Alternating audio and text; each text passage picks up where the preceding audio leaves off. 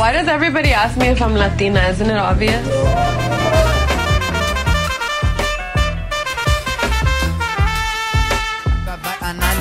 Deixa a timidez de lado, puxa amiga e vem dançar. Pode ser.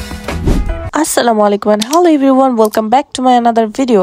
আজকে আমি আপনাদেরকে দেখাবো খুব ট্রেন্ডি এবং ভাইরাল একটি makeup look that is latina makeup and আমার স্কিন টোনে কেমন যায় সেটাই দেখে নেওয়া যাক। ফার্স্টে আমি থিক এন্ড ক্লিন আইব্রাউজ করে নিচ্ছি, এরপর W7 এর কনসিলার দিয়ে আমি আইব্রাউজটাকে কনসিল করে নিচ্ছি for more shaping and details এর জন্য। এরপর ইউজ করব ফাউন্ডেশন, ফুল কভারেজ ফাউন্ডেশন লাটিনা মেকআপের মধ্যে থাকে, সো এখানে পিগমেন্ট প্লে এন্ড মিলানির ফাউন্ডেশন দুইটাকে মিক্স করে অ্যাপ্লাই করে নিয়েছি এন্ড ইউ ক্যান সি কতটা স্মুথ ব্লেন্ড হয়েছে। নাও সবথেকে ইম্পর্টেন্ট পার্ট হচ্ছে এই হাইলাইটার জোনগুলোতে কনসিলার দিয়ে ফুল কভারেজ অনুসারে ব্লেন্ড করা।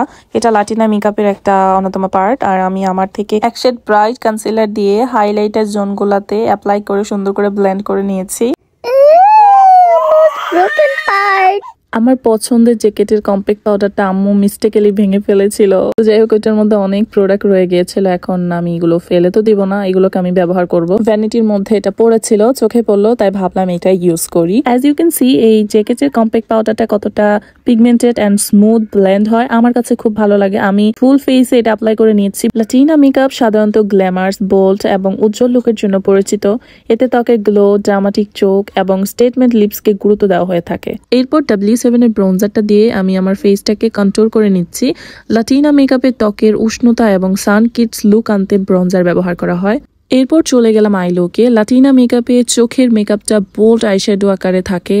এখানে গোল্ড, ব্রোঞ্জ, কপার বা ডিপ ব্রাউন শেডের মতো উষ্ণ টোনের আইশ্যাডো ইউজ করা হয়, সো আমিও সেটাই করছি। আমি ওয়েট এন্ড ওয়াইল্ডের ছোট্ট মিনি আইশ্যাডো প্যালেটটা থেকে ব্রাউন শেড নিয়ে আমি আইলুকটা ক্রিয়েট করেছি। প্রো মেকআপ আর্টিস্টদেরকে কিভাবে চিনবেন দেখেন, আমার এই লাইনারের মানে স্পুলিটা একদম ছিন্ন বিচ্ছিন্ন হয়ে গেছে, বাট তারপরও এটা দিয়ে আমি আমার উইঙ্ক লাইনার টেনে নিচ্ছে এবং কতটা স্মুথ আকারে করেছি এই লাইনারটা। So yeah, this is called pro makeup artist. এরপর রেভলিউশনের পিচ ব্লাশ অনটা অ্যাপ্লাই করব।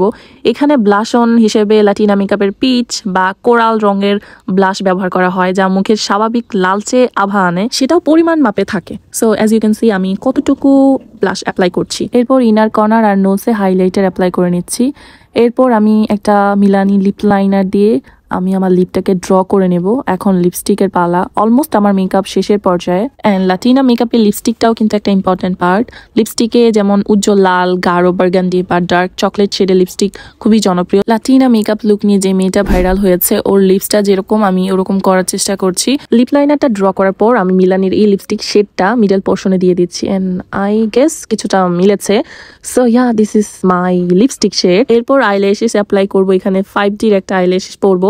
অ্যান্ড লাটিনা মেকআপের আইল্যাশও কিন্তু খুব ইম্পর্টেন্ট। এখানে বোল্ড, একদম ঘন তীক্ষ্ণ টাইপের একটা ল্যাশ ক্যারি করা হয়। ফাইনালি আমার মেকআপ ডান, এখন আমি একটু টাচ আপ করে আসতেছি। সো ফাইনালি আমার লাটিনা মেকআপ ডান।